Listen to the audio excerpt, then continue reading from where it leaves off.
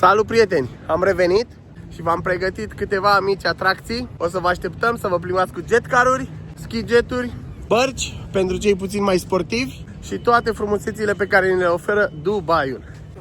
Acum o să ne plimbăm puțin cu ski jetul, o să vă arătăm ce au băieții ăștia aici. Astăzi o să-mi risc viața pentru voi cu aceste jet ski-uri.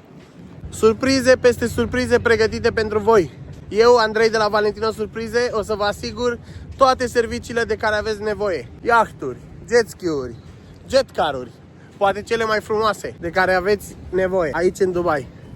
Numai pentru voi. Vă rog, rezervați-vă din timp. O să acceptăm și plata în rate pentru pachetele turistice ce cuprind bilete de avion, hotel și toate celelalte activități extra pe care o să le aveți. I'm here with Sanjay, our guide today, and he will explain how you can deal with this ski jet. Please, mate.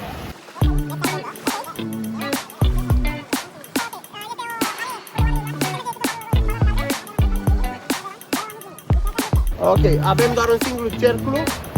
Acolo este un limitariat unde este cu roșu și mai este unul în dreapta cu galben. Să vedem!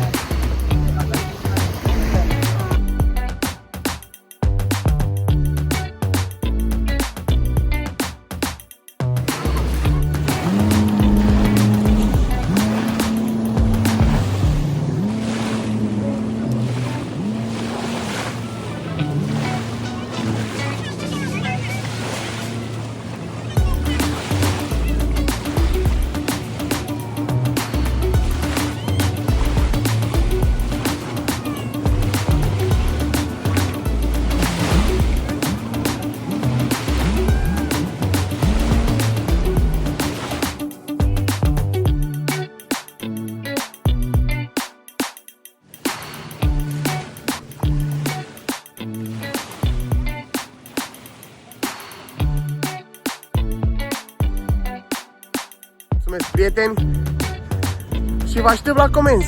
În același timp o să rămânem 24 din 24 valabil pentru voi și în Germania. Misiunea noastră acolo nu se termină.